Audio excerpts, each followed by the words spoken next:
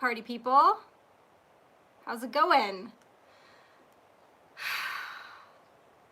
I just realized I typed part people in the chat. I did not mean to insinuate that you guys are only partially people. I meant party people. Yesterday was Super Tuesday. Oh, you know what? Before I get into that, I just wanted to say, I just realized as I was looking down at my YouTube right now that I just got to 13,000 subscribers, a little over 13,000 subscribers. That's awesome. The last I had checked, it was, I don't know, considerably less than that. So I probably got a lot of new subscribers from being on Red Pill 78's YouTube this past whatever day it was, Sunday. So I just wanted to tell you guys a little bit about how I do this, just so you guys know if you're new to this. Sorry, I'm trying to simultaneously Google something and speak at the same time. Okay, now you have my attention. So the first, I don't know, 20 minutes or so of these videos, I try to go over the current events, the headlines that I've come across that I wanted to share with you guys. And then after that, we kind of get into more of the discussion where I read the chat and talk to you guys, and we go back and forth, and a lot of really great information comes from that, because you guys come across a lot of information that I don't. So if you are, I try to do that for the people that are in a hurry and just want to see the headlines. We get to that in the beginning. Okay, so yesterday was Super Tuesday.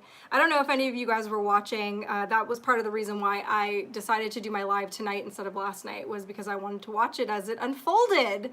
And it was kind of surprising, I guess, to a lot of people, myself included. Biden won a lot of states, namely Alabama, Arkansas, Maine, Massachusetts, Minnesota, North Carolina, Tennessee, Texas, Virginia, and I believe Maine. He was leading in Maine the last I checked. Sanders won California, no surprise there. Colorado, no surprise there. Utah and Vermont. Well, he's a senator in Vermont. So, but I think that I think there was a lot of speculation that he was going to win Texas, and that was a big letdown for them. I don't know if you guys saw, he gave a speech. He lost at least 2 states that he had won previously against Hillary the last round, Oklahoma and Minnesota. Actually, no, 3 states, Maine as well. Jimmy, thank you so much. Loved you on Red Pill as always. Stay up, stay positive, keep up the great work. Thank you so much. Thank you, thank you. So that's interesting. I'm also seeing that the turnout for Democrats in California, there were actually combined for Joe and Bernie Sanders were less than the turnout for Trump, which is very exciting, interesting.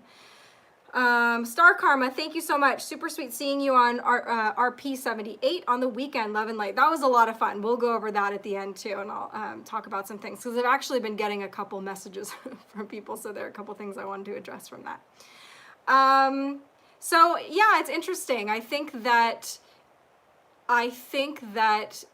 just the prospect that Bernie Sanders would get the candidacy has actually really galvanized a lot of the moderates. That freaks them out, as it should, and I think it mobilized them to get them out to vote for like literally anybody else. They probably realized that anybody on the ticket that was the most likely to get it would be Biden, so they're just like, oh man, Biden. I don't know if you guys saw the video of that girl that's dancing, please don't make me vote for Joe Biden. I love it. And it's actually probably how most of the country was feeling last night as they were watching these come in. But they're like, you know, they're so brainwashed and terrified of Trump that there are some of those people that will literally vote against whoever is up against him. But I think those are that's not the majority of the people on the left. I do think a lot of the moderates, if things just go the way that they're going now, nothing changes, we don't get any huge disclosures, then I think that we will have a lot of moderates and a lot of people still voting for Trump secretly, because secretly they like what's going on with the economy. They like what's going, and it's like, it's safe. They've watched the media lie over and over again, saying that the sky was falling, that Trump was gonna put us all in gulags. And I think common sense tells us that he wouldn't wait for his second term in order to do that. If he was gonna do that, he would have jumped right in. So then we had Joe Biden's little speech afterwards, where he introduced his wife as his sister and his sister as his wife. He once again tried to state the Declaration of Independence, because I don't know if you guys saw the video from that, but he really messed it up the other day. It was like embarrassing. It was both embarrassing, but at the same time, I was like, I felt him so bad, because there are just times that I sit here talking to my phone with nobody else around, and I'm like in the middle of a thought, and then I just completely lose my train of thought. That was what it looked like with him. He just completely was like, where am I? But that's very common with him these days. And you could see as he went for it the second time, his sister kind of perked up. You can almost like feel her clench, like, really? Like, is he gonna do it again? And he made it through a little bit better that time. But he's had a bunch of, I mean, like, I swear to God, it's a gaffe a day with this guy. Remember, he recently said he was gonna appoint the first African-American woman to the Senate. So yeah, if you're on the left, and you got to be worried, I think, whether you're a Bernie Sanders supporter or not, or whether, I just think that there's really nobody that can feel that great about Biden. He did have a couple protesters that got up with "Let Dairy Die" signs.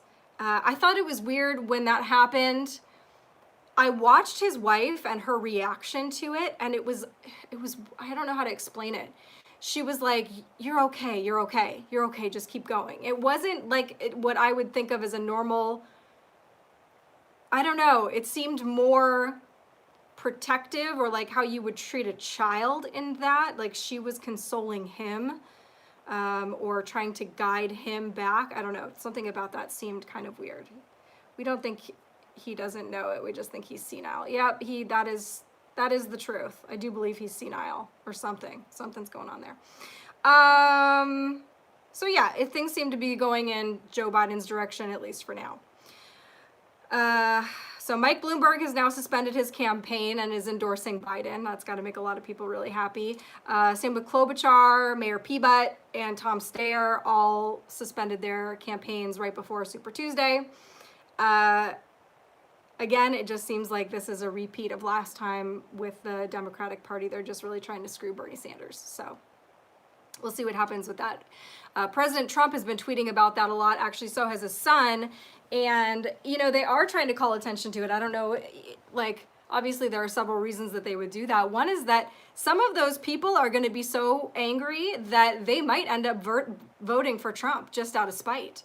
You know, there's that saying, the enemy of my enemy is my friend. So they might be angrier at the DNC for doing that again this time to Bernie Sanders. Who knows? Moving on. Sorry, reading the chat.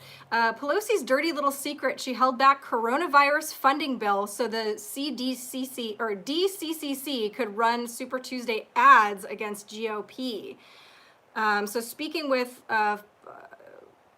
Laura Ingraham Monday night, Kevin McCarthy was on there, and he said, look how much politics they want to play. The dirty little secret, we have the coronavirus. We need to fund this. You know what Nancy Pelosi, the speaker, did? She withheld the bill last week. You know why? So the DCCC could run ads against 7 Republicans.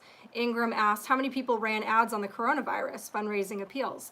He said, I don't know how many ran, but they actually took the Democratic Congressional Campaign Committee, spent money, went into these 7 Republican seats to campaign against them about the coronavirus when she's the Speaker of the House. Instead of putting America first, she put her politics first and kept the bill from coming to the floor.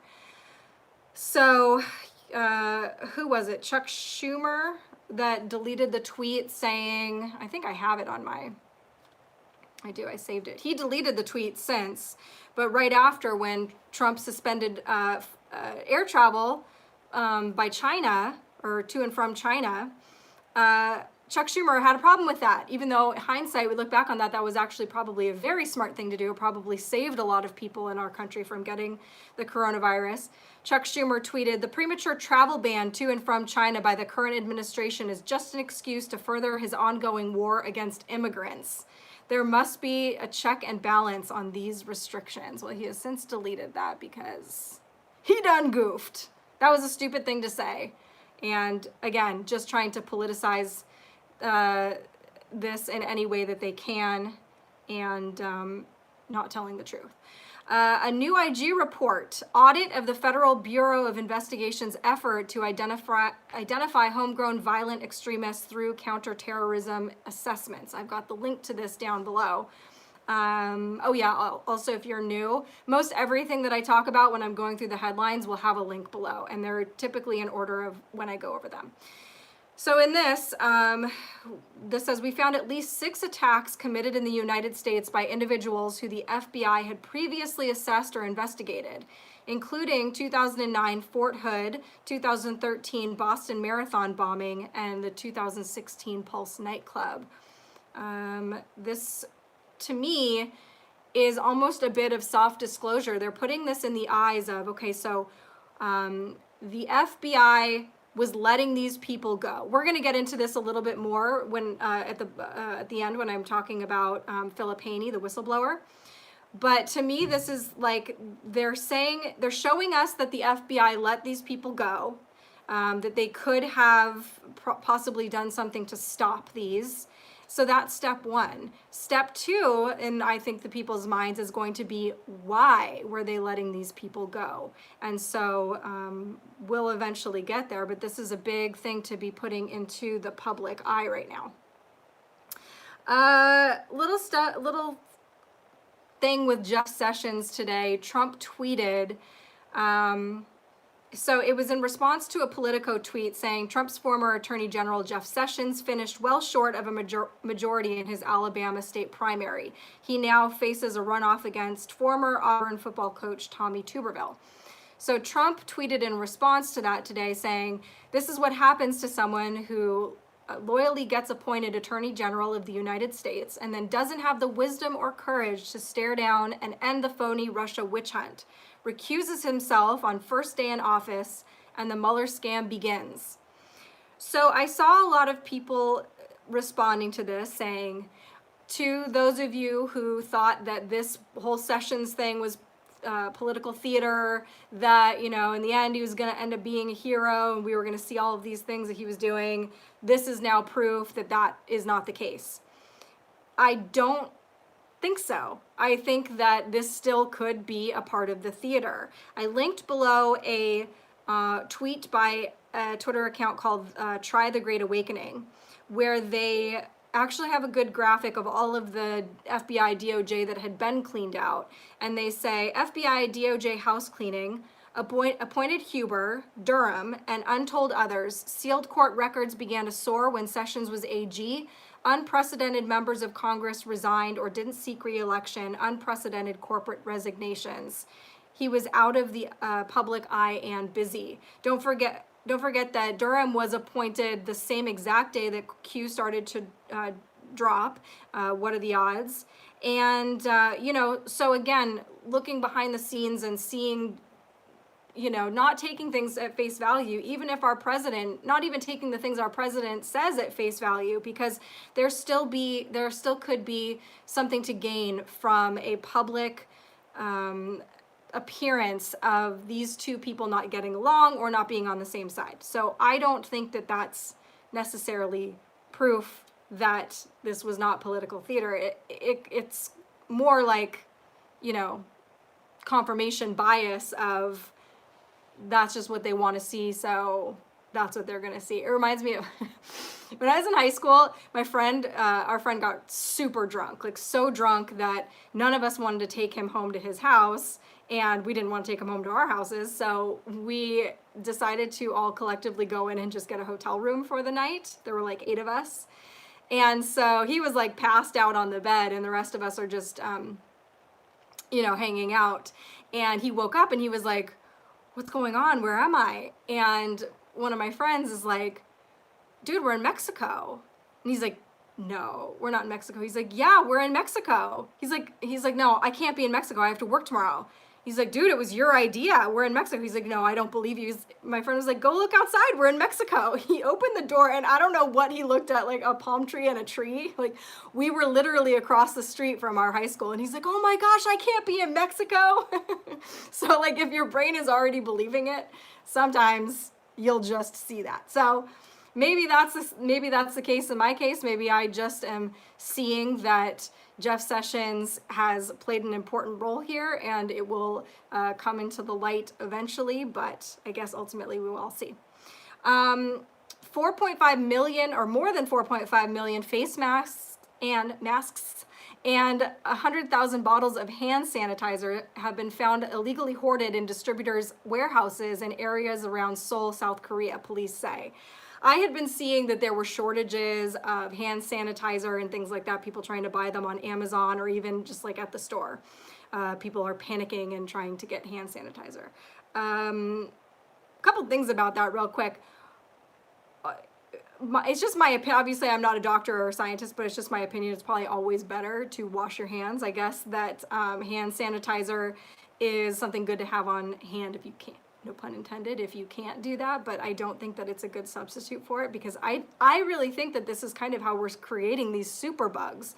They're like beefing up, you know, because of these hand sanitizers and certain things that we're using. Anyway, so this kind of just reminded me of a page from the Puerto Rican playbook because these people are in... well, they believe they're in need of these supplies and these companies are sitting on them. So this is going to be fun for me to get through. I don't know how to pronounce any of these words. According to the Gyeonggi Nambu Provincial Police Agency, Suwon, south of Seoul, 59 distributors have been caught hoarding 4.49 million masks and about 100,000 bottles of hand sanitizer in warehouses in Icheon and Gyeonggi Province, which surround the capital. The number of masks uncovered in the police crackdown jointly conducted with the Ministry of Food and Drug Safety is about half of the nation's daily mask output of 9 million units, the agency said. So now, and the agency also noted it's currently investigating a further 5 companies over suspected hoarding. Now they're trying to create a new law that will be in place, I think until April, they said, where hoarders would face like a $40,000 fine and up to 2 years in prison if they're caught doing that. So they're trying to crack down. Also with those masks, you know, the surgical masks are meant for while a surgeon is over you, so that if they sneeze or cough or drool, it doesn't go into your open incision. It's not really going to do much as far as keeping particles from going in your mouth and nose. But whatever, if that makes you feel better, then by all means. I just wouldn't be freaking out too much about masks and hand sanitizers. Chris Matthews abruptly retires from MSNBC. I've got a link to the video of his little farewell speech below. In it, he talks about you know, how the younger generation is out there ready to take over. And then he also goes into how comments on a woman's appearance, which some men, including me, once thought were okay, are never okay, and not then and certainly not today, and I'm very sorry, and blah, blah, blah. So I don't know if he was forced out or what, but that's interesting. I guess we could put that into notable resignations. A federal judge orders Hillary Clinton's deposition to address private emails. Still more to learn. A federal judge Monday granted a request from the conservative watchdog group Judicial Watch to have former Secretary of State Hillary Clinton sit down for a sworn deposition to answer questions about her use of a private email server to conduct government business. I have extracted, a couple paragraphs from this, but I do want to, I know it's not fun to just sit here and listen to me read it, but Elder Dragon, thank you. My reply in the latest virus Edge of Wonder video, Lysol, which kills 99.9% of viruses and bacteria, kills coronavirus, video included on post. Awesome. Hi, guys. Leo says he was forced out. Interesting. Anyway, so I'm gonna, yeah, that's how it felt to me. Like the abruptness of it. So, okay, so Clinton has argued that she already answered questions about this and should not have to do so again. The matter did not result in any charges for the then presidential candidate in 2016 after a high-profile investigation, but D.C. District Court Judge Royce C. Lamberth said in his ruling that her past responses left much to be desired. The judge went on to recognize that while Clinton responded to written questions in a separate case, those responses were either incomplete, unhelpful, or cursory at best. Simply put, her responses left many more questions than answers. What difference at this point does it make, right? That'll be. The ruling comes after Judicial Watch revealed at a December 2019 status conference that the FBI released approximately 30 previously undisclosed Clinton emails and that the State Department failed to fully explain where they came from. I think we went over this in one of the videos that we did around that time, in that if these emails, these 33,000 emails or whatever it was, are unaccounted for, nobody knows where they are, how did 30 of them just appear out of nowhere? Where did they come from? Were they, and how were they separate from the rest of them? So I think that's an interesting point. Judicial Watch, which initiated this case in 2014, is looking for information regarding whether Clinton used her private email server to intentionally get around the Freedom of Information Act. Yeah, one of the interesting things with the Q stuff lately was finding the misspellings of these high-profile people's names in documents, which made a few of us wonder, or a lot of us wonder, if those were also tactics that these people were using to get around FOIA requests. Because when they go into the database and do a search for a particular, a particular person's name, and instead of a capital B, it's a 13 in their name, that is obviously not going to come up. Lamberth also granted Judicial Watch's request to depose former Clinton Chief of Staff Cheryl Mills, IT specialist Paul Gambetta, who was involved in deleting Clinton's emails, and as well as Brett Gittleson and Yvette Jacks, who were State Department officials familiar with Clinton's private email server. Wasn't it Paul Gambetta that went on Reddit and tried to ask for advice on how to delete this stuff? Judicial Watch also wanted to question Clinton and Mills about government talking points in the aftermath of the 2012 Benghazi attack. Lamberth said that while they, quote, cannot be questioned about the underlying actions taken after the Benghazi attack, they can face questions regarding, quote, their knowledge of the existence of any emails, documents, or text messages related to the Benghazi attack. So we will see what comes from that. We have a few more big resignations to add to the list. Last week, I don't even remember how many I gave from this month. Something like, 8. Barclays is looking to replace CEO Jess Staley. So the possible shakeup comes as Britain's financial regulators are probing links between Staley and the U.S. financier Jeffrey Epstein, who killed himself while awaiting trial in his sex trafficking charges after the FT reported on a trove of emails between the two earlier this month. Staley, who took over as CEO in 2015, has told colleagues he expects to leave Barclays by the end of 2021 and could step down at the annual meeting in May next year. Also, Bayer chairman quits as Roundup settlement talks progress. So this is now the 4th lawsuit that's been filed against Bayer. Bayer is the parent company of Roundup for cancer allegedly linked to Roundup. They've already lost the first 3, and there are something like 75,000 more cases still out there. So this is not a good place. Actually, it's funny, I was in Ace Hardware the other day, and I kind of overheard this lady was shopping for weed killer, and she was like, I don't know about this Roundup stuff, and is it really, I know they say it's safe, but is it really safe? And the 16-year-old kid that worked there was like, gee, ma'am, I don't know. I mean, I trust our company and I don't think we would sell anything that's dangerous. And I was like, hello there, don't mean to eavesdrop, but I couldn't help but hear your conversation. And I went into like the whole glyphosate thing and whatever. She was receptive to it. She's like, you know, I'd actually heard some of that.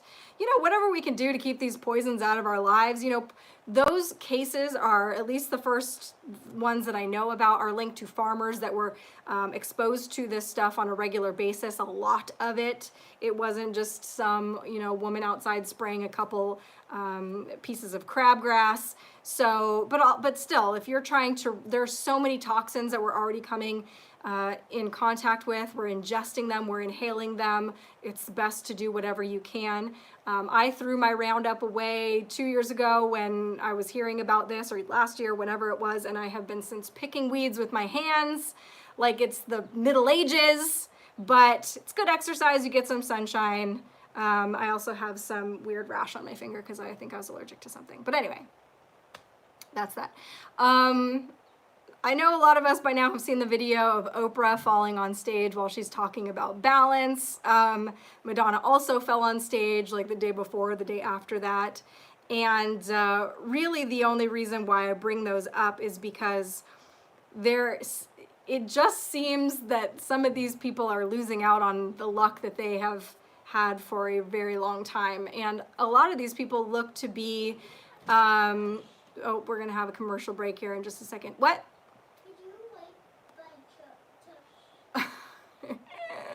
I'm really sorry, you guys. I have a mom duty. I will be right back in 2 seconds. Just stare at Nikola Tesla. Come in.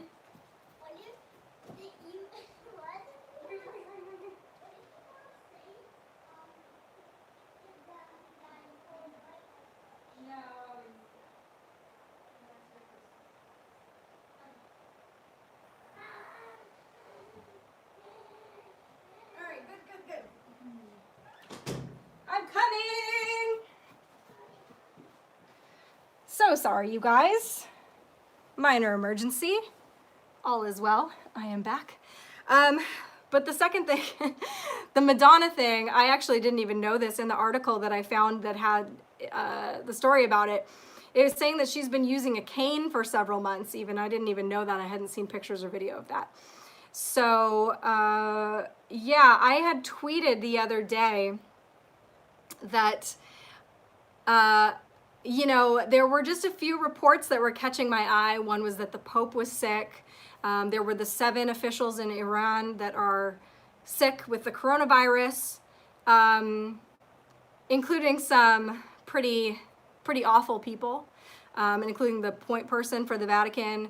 That was interesting. And then there were just like a few other people that were sick or whatever, high profile people. So I was thinking, I was like, these people are sick. I was like, well, Q says there are double meanings, might as well. So I made a little tweet about it.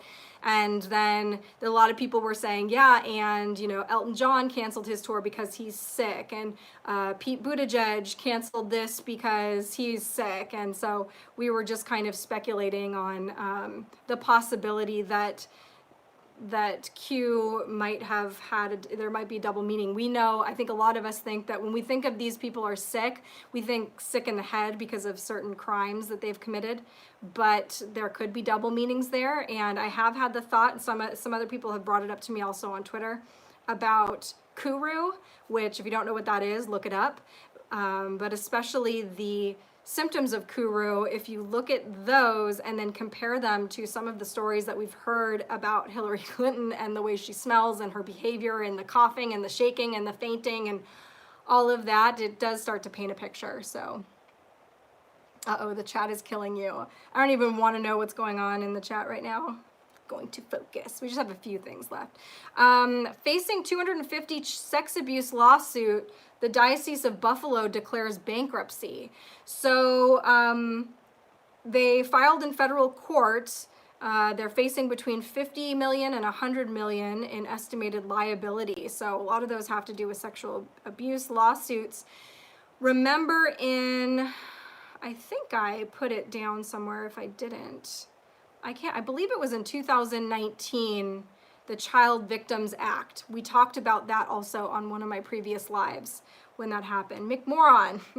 Look up Austin Steinbart on YouTube. Oops.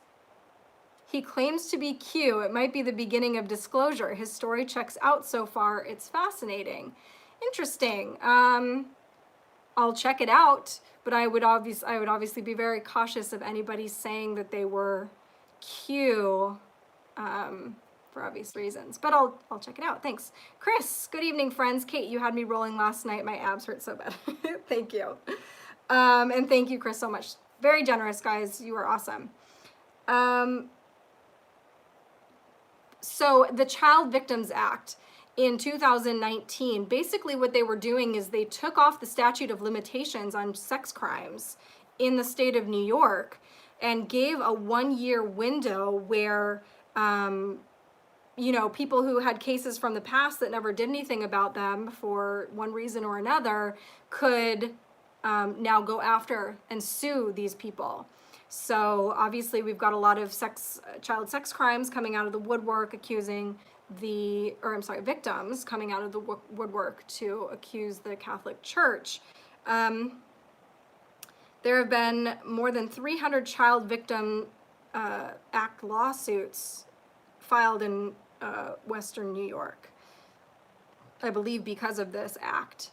And so we'll keep an eye on that. But I also, you know, I remember seeing an article sometime around last year about this specifically, but kind of from the angle of that it wasn't just the church, it was also dirty cops that were covering for the church at the time. So I'll be interested to see where all of that goes. This next thing, I don't want to get into too much. Read the article. It's really weird. But basically, it's a Walnut Creek arrest in the Bay Area that reveals a world of sex trafficking, girls as young as 9 allegedly being bought and sold in the Bay Area. So this is a really weird story. The guy was a dentist or something like that.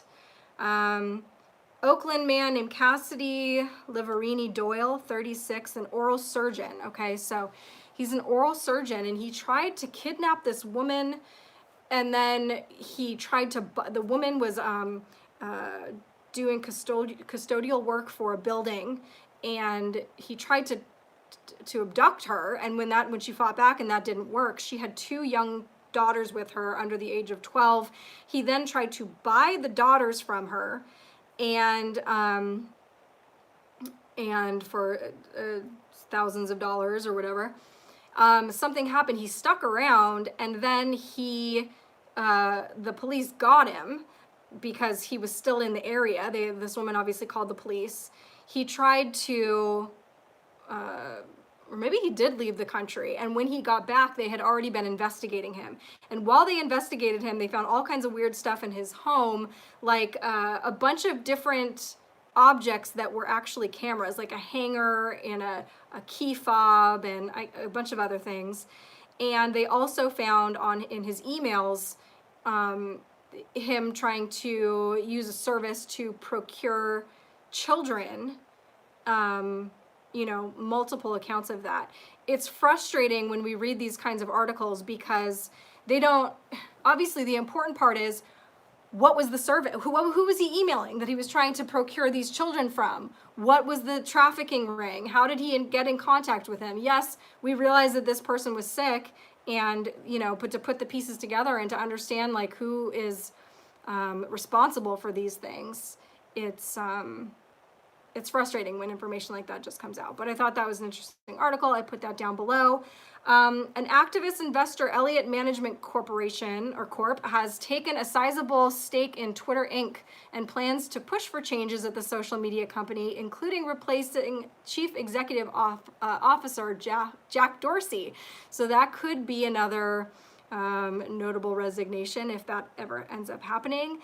Is this going to finally fix the censorship on Twitter? Is this going to make it worse? It's kind of hard to figure out what the angle is here, what would potentially happen with this, but it is interesting to get these pieces of news about these massive corporations.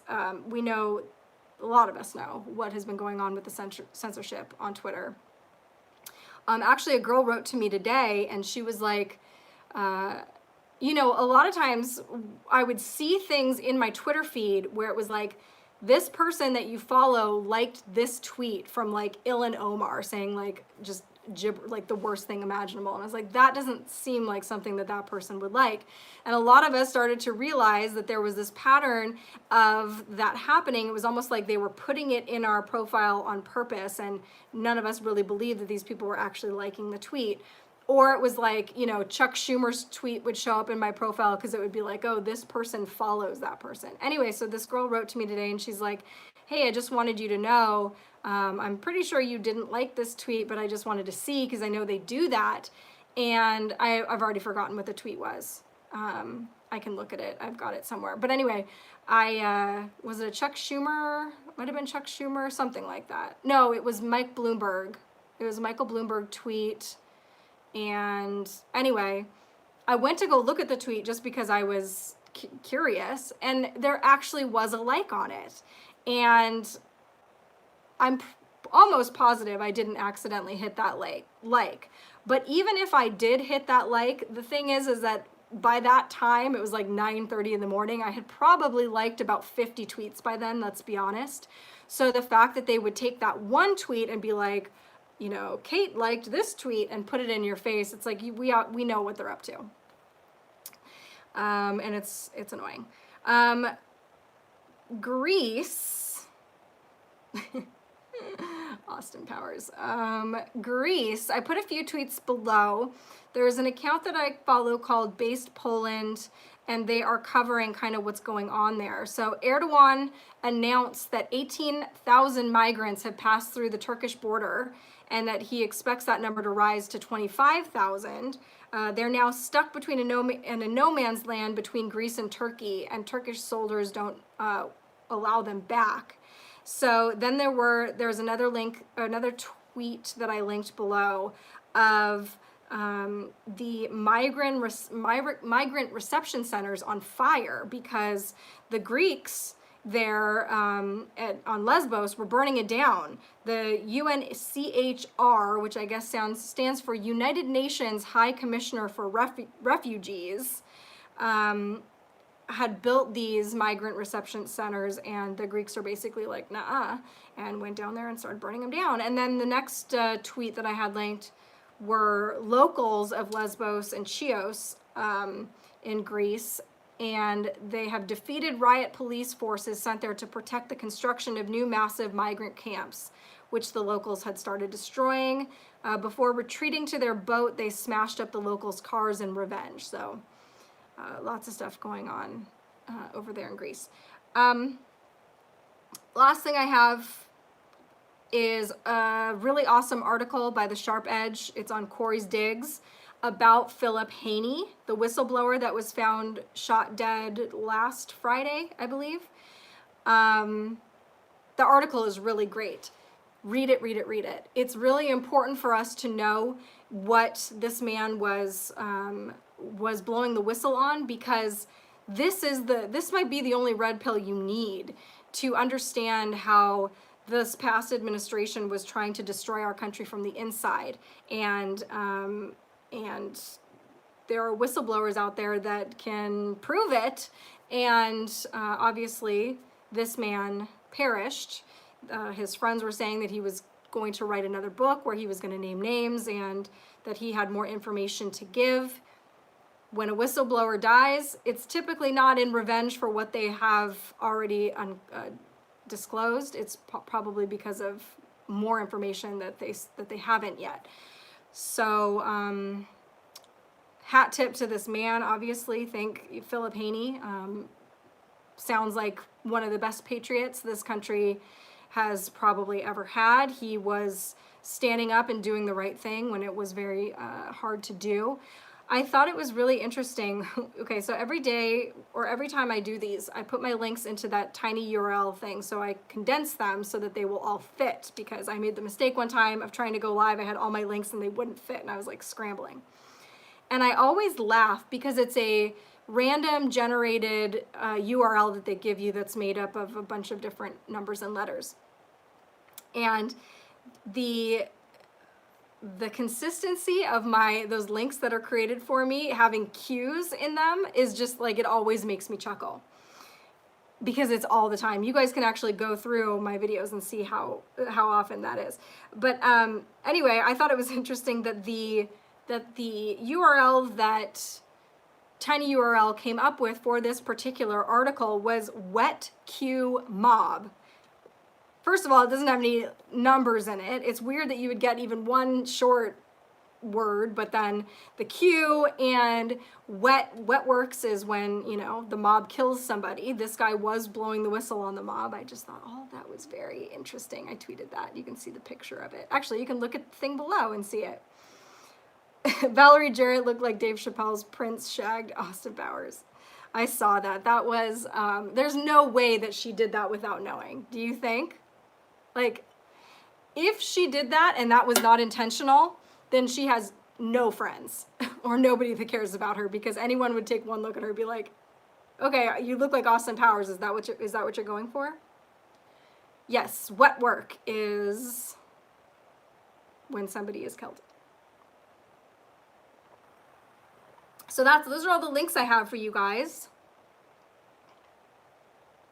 Hell no, intentional for sure. Yeah, that's what I think too. I don't know why. I don't know if that's like some kind of communication or if it's like some kind of shame ritual, you know, like the men have to dress up like women and the women have to dress up like Austin Powers. I have no idea. I can believe she has no friends. Good afternoon. Make it wet is an old school mob term. Yes, that's what I've heard too. Well, what I miss in the chat, or Kate, tell your buddies to pay much closer attention to bot accounts in Facebook for hidden clues, hidden documents. Where on Facebook? I'll have to watch the replay, finishing work. I thought I had something else I wanted to post, but I can't think of it right now. Thank you, Chris. Well, that sounds like me. I sent you a little video on Twitter concerning Hillary for prison. It's a masterpiece, LOL. Okay, I'll check that out. Awesome. Shame rituals are a thing. Yeah, I remember just kind of recently a video going kind of viral of a businessman, like from the waist up, just normal businessman, and then he was wearing like, I don't know if they were shorts or a skirt, and then pumps, and he's getting his luggage from the luggage rack. So this isn't like he wasn't dressed like a woman. The only thing that was off were the high heels. And to me, that just screamed like shame ritual, because I don't know, it just did. So. Is Jarrett the one Roseanne got banned over? Yes, she is. Hillary is George Soros without makeup. I made a good meme about the Austin Powers Val moment. Oh, I will check that out. Oh, hello. And I haven't seen you. I know that there are several people, several big accounts that are just getting completely throttled right now. And I never see them unless I go specifically to the page. You just sub to Red Pill 78. Oh yeah, so that was one of the things. So Sunday I was on Red Pill 78. That was a lot of fun with methods, and yeah, I was very honored to be there and talk to them, and that they would let me come and do that. And we had a great conversation. And I typically, when I do these, you know, I'll go into a little bit of my life, or a little bit of just like my personal opinions on things, and I tell you guys, you know, you guys obviously know I'm a mother, but I don't really go into the specifics of my life, and I think a lot of you understand why I don't do that. I don't hide anything, but you know, I'm not gonna just like put my whole life out there. Part of the, you know, most people are cool, but some people aren't, and it just, I don't think you guys, like, you guys are always really cool about it. You guys never really dig on anything super personal. When I give you guys stories about my life or whatever, it's typically because I have a, you know, a perspective to add, or a little funny anecdotal thing to add to it. So when I go on these, what's under Tesla's arm? It's just an arm rest. Somebody was pointing out his, the positioning of his fingers and how they make an M, and I'm like, oh gosh, I hope not. I don't know. Also, his fingernails are really long. Anyway, so when I am a guest on somebody else's show, I tend to talk about myself more because they're asking questions about me. And that's the whole point, I guess. And so I talk about some things that we don't really get into a lot here on this show. A lot of stuff about, you know, my past or whatever, my past. Or, you know, like where I grew up or things like that. And I don't remember where I was headed with this. Oh, but, you know, like, I think you guys can tell I'm pretty much an open book. I do have to kind of try to be guarded just because I don't want this to be about me. Obviously, I understand that is my face, my name, giving my perspective. And, you know, I made a point to kind of not disclose, but I'm also not trying to like keep anything just because, you know, with the Playboy stuff, like God forbid the Anons would kind of dig up like pictures of me and be like, she's not who she says she is. See, we've got these pictures of her. And like part of my job was going there and taking pictures with people. So there are pictures of me with a lot of people out there. So, you know, I was kind of careful to weigh the pros and cons of going into that. I also don't want to turn people off from whatever, you know, people have a hard time separating the message from the messenger. And a lot of people have, I don't want to say biases, but they have certain ideas in their mind of, you know, certain occupations and things like that. So I try not to attach myself so much to my ancient past because I have lived much life since then, and it seems almost silly to even bring it up. It's like talking about what I was doing in high school even. When you said that your sister almost got cast for Poltergeist, was that close and scary? Wow, yucky. Lucky. Yeah, that's another thing is that when I talk about growing up in LA and you know, give my kind of perspective, there's a reason that I've added that element to like why I even talk about it, because believe me, nothing makes me feel like a bigger dork than to be like, well, this one time at band camp when I was like waiting on Jim Carrey because I was a waitress. But the purpose of me telling those stories, you know, because first of all, it's very clear that I was a nobody, but I was around, you know, because of the proximity of where I lived. But even going to these particular parties and stuff like that, I think those stories are important for me to tell because it's a good lesson in how compartmentalized some of these things are. It's hard for us, a lot of us, to remember that just because somebody was around somebody else or has taken a picture with them or whatever, it doesn't mean that they necessarily know anything.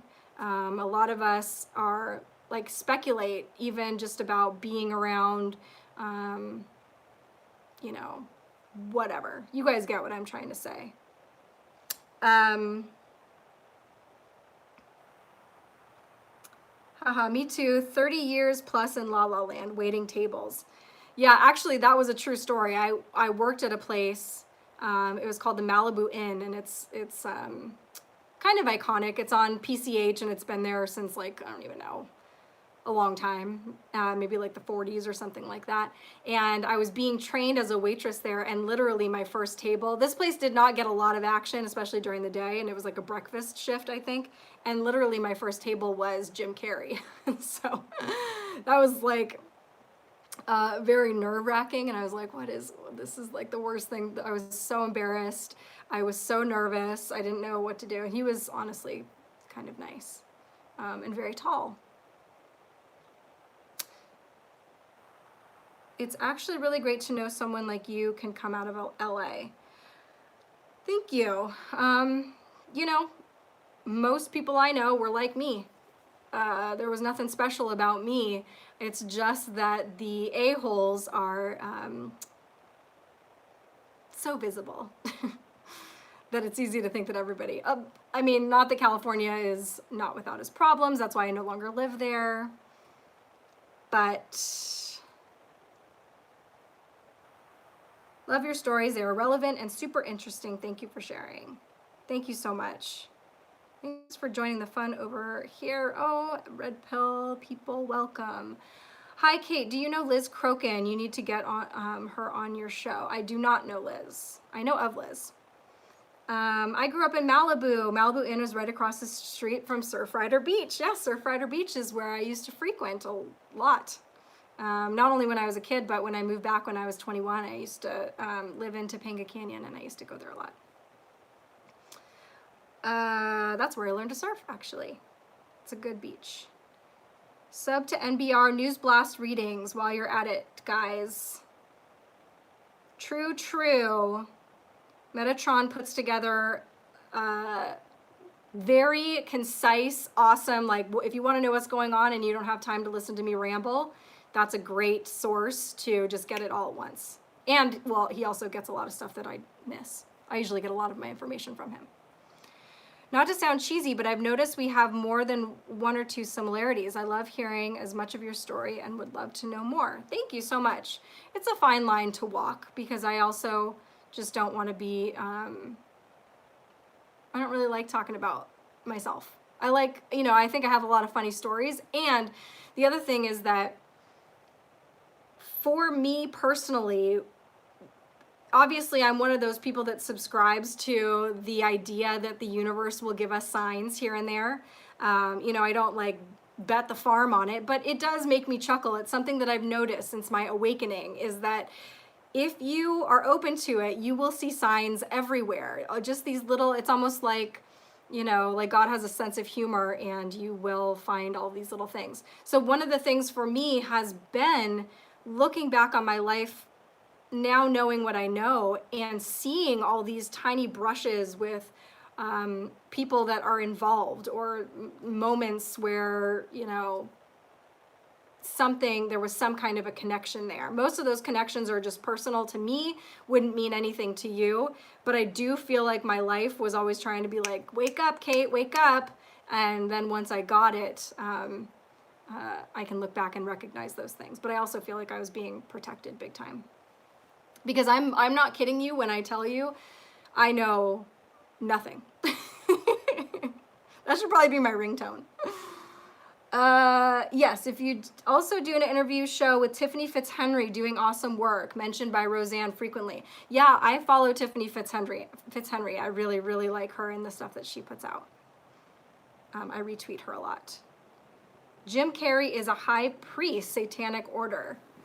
Yeah, I don't know. He definitely seems like he's tried to allude to,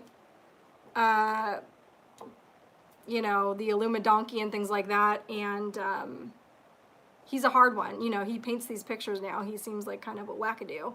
But I do feel like, at least at his core, once upon a time, he seems like he was probably a really good person. Maybe he still is. Who knows? But he does do a lot of questionable things now. Or at least he's like working for a cause that we don't jive with. So it's hard to know whether, you know, why that is. Manifest positivity, we create our reality. How about Donna Brazil telling people to go to hell yesterday on FNC, then demanding they work with her later? I saw that, man. I can't imagine. Who was she saying that? She was saying that about Ronna McDaniels. Is that how you say? Is that her name? I cannot imagine if the tables were turned and somebody had said that about Donna Brazil. Oh my gosh, people would lose their minds. Can you imagine? So she just seems like not very pleasant. Loved your interview on Red Pill 78. The hand of Almighty God was on you for sure. I feel that. The cosmic giggle. Whack-a-don't.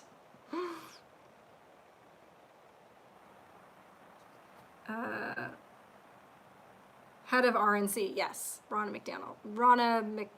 I should probably Google it. I should know that. But yes, Ronna is the head of the RNC. Everyone should learn astrology, astronomy, and alchemy. The key to show much when you understand that you understand so much in this world. It's all related. It even explains the Bible. I keep hearing that. Astrology, astronomy, and alchemy. I know nothing about any of them, but I would look into those things. Yes, Rana is RNC chair. The show is watching the demons attacking each other. Yep, definitely. That's at least part of it. Love how nobody asked her why she was in the hospital that night. Who was in the hospital?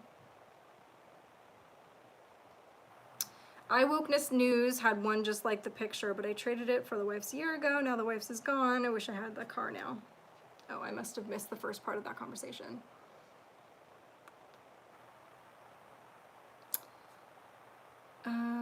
I had to start at the beginning because I was late, but you mentioned Lysol, and Lysol products are very unhealthy. Why not essential oils that are also many blends, 99.999% effective and healthy? I am with you, Angelica. Thank you. Hi. Yeah, I think that we get very dependent on these big brands that put, you know, all kinds of things in our products and our foods, and we could probably do without a lot of them. But unfortunately, I'm actually right now dealing with, let's just say I'm investigating something just like on a personal level, like a personal health level. And you're not going to get this information from your doctors most of the time. If you really want to know how to support your health through, like, support your health rather than just deal with symptoms or fight sickness after the fact, you have to do your own research. Right now I'm learning about like GABA and glutamate and balancing that in your body, and it's very interesting things, and a lot of stuff when it comes down to diet. And when you research this stuff, it can be kind of frustrating because everything tells you basically, there's really no food out there that's like the perfect food, because everything has its issues. Like even rice, I was like, whatever, I'm sick of it, everything's bad for you, I'm just gonna eat rice, and then find out rice has like the highest content of arsenic in it or whatever. So if you want to be healthy, and we all should, it's important for us to take these matters into our own hands. Unfortunately, it's going to take a lot of research. I know I hate Facebook, but really the only reason I ever go on Facebook is because I am in a few of these groups where they discuss health, and you'll get some great tips from people, and you'll get some great ideas for like snacks and meals and these things that we can do. There's not a lot that we can do. Like, we can pay attention to these upper echelons and what's going on there, but there's not a lot that we can do about those things. There is a lot, however, that we can do in our own personal lives to combat the things that they have done and are doing to us. So unfortunately, it's not going to be easy. It's been designed that way. We have to decide what's more important, you know. And I think as you wake up, the choice kind of gets made for you. You don't really have a choice to just go back to sleep. And I am the laziest person that ever lived. Somehow I still managed to do all of this research for my personal life, the stuff for this, the fact that I am on here every Tuesday or Wednesday, you know, depending, for the most part, unless I'm on my deathbed with, you know, the swine flu. You just kind of get the wind to your back, and you just got to do it. But a lot of us have a ton of terrible habits that aren't really our fault, because we didn't really know any better, you know. There are lots of people out there who smoke cigarettes, who were smoking cigarettes with their doctors in their doctor's office. So, and it's an addiction, and so you can't really look down your nose at those people and shame them for these bad habits that they have. A lot of us have to look at ourselves and be like, well, I ate a bag of salt and vinegar chips last night for dinner. I'm really no one to point a finger. Daryl, have you heard of NAC? I think you mentioned it on Red Pill 78 chat when he interviewed the holistic health guest recently. Yes, I take NAC, and it's a liver cleanse, I believe. I started taking it a long time ago. I think I've gone over this on here before, but I'll go through it quickly. I started taking it a long time ago when I was researching fertility and egg quality. And the woman that wrote the book, I believe it was called It's All About the Egg, was the book. And she had all of these recommendations for the things you do. It's actually fascinating. You know, women are born with their reserve of eggs. So those eggs are in you from the time that you're born. And the reason that as you get older, your egg quality diminishes is not because your eggs are aging with you. Your eggs are kind of frozen in time until the month or two before you ovulate. And at that time, when the egg starts to kind of wake up, all of the toxins in your body will start to attack it, and that's why your egg quality becomes poor. So if you can cleanse your body of all of these toxins, it doesn't matter if you are an old lady like myself, you can have a better egg quality. So I was kind of obsessed with that for a while and started taking some things like NAC, I was taking CoQ10, a few other supplements, vitamin E, you know, vitamin supplements, whatever. And then, you know, I was noticing I was feeling better on them. I went off of them and I was sleeping terribly. I was having night sweats. I was having just a lot of hormonal issues. And I was like, gee, I wonder if that was linked to what I was taking before. And sure enough, I started taking them again, and those things remedied themselves. So I do believe that they were doing something positive for me. Stephen, thank you so much.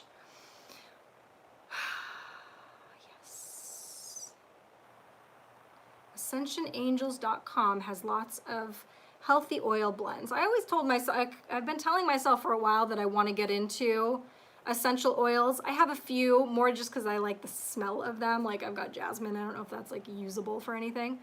But I do want to do that. They're kind of expensive.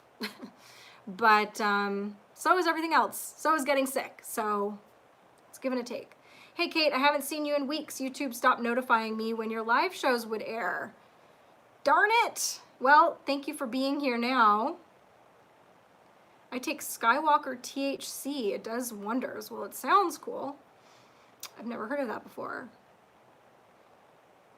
The only ones I look down on are people that harm kids and abusers, murderers, corrupt politicians, or I guess that's a lot. I'm with you. Exactly. I have empathy for just about anyone. Including some murderers, if we want to be honest. I know people that have killed somebody, and it was actually, in my mind, didn't make them a terrible person. It was like a defense thing or whatever. Obviously, when you say murder, that's quite different. I don't know any murderers. But yeah, anybody that would harm a child on purpose, I think, to me, that's kind of the only thing that I don't think you could be ever redeemed. At least not in my eyes.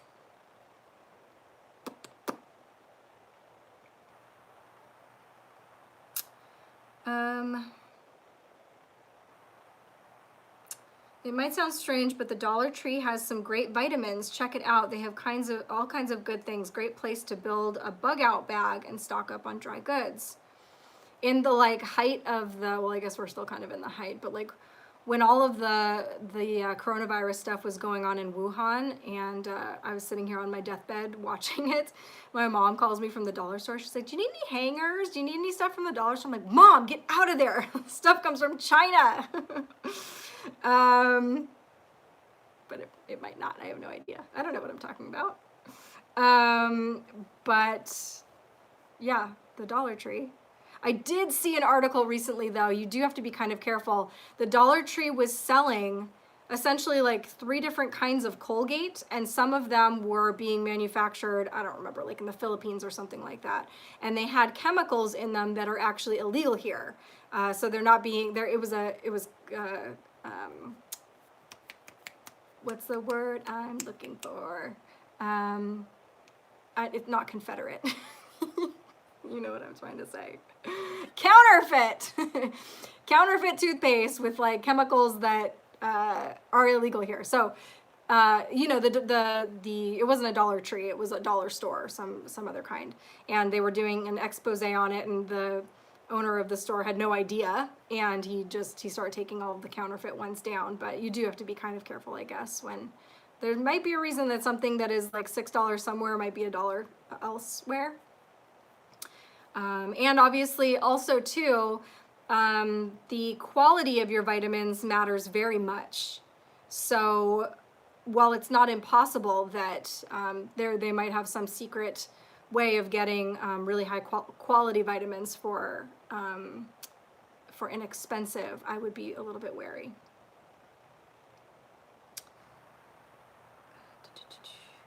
I've seen dollar store bug out bag videos. It's a good budget way to do it. Yeah, but for things like flashlights or whatever, hangers, if you're my mother, dollar store is awesome. Check out Ray Pete regarding hormones. He has all of the research and he's not selling anything. Interesting. Thank you. I will look that up. Garden of Eden, only the organic code of nature. Bovine Joni, you're late. Just in time for me to leave. Makeup there was also a big deal. Don't buy there. Oh, interesting. Colgate, Tide, etc. are already carcinogenic items in North America. That is true. Those that harm one of the little ones, it would be better that they... I agree. Well, guys, I believe that's all I have for you. Starting to sweat a little bit. Time for me to go night-night. Thank you for being here, and I'll be back. Tuesdays are my regular nights typically. Oh, I think the time is going to change soon. When does that happen? Like the 9th?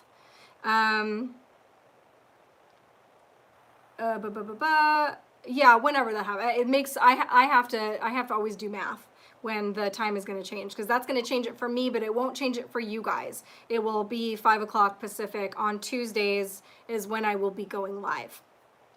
Thank you guys so much. I will see you next week.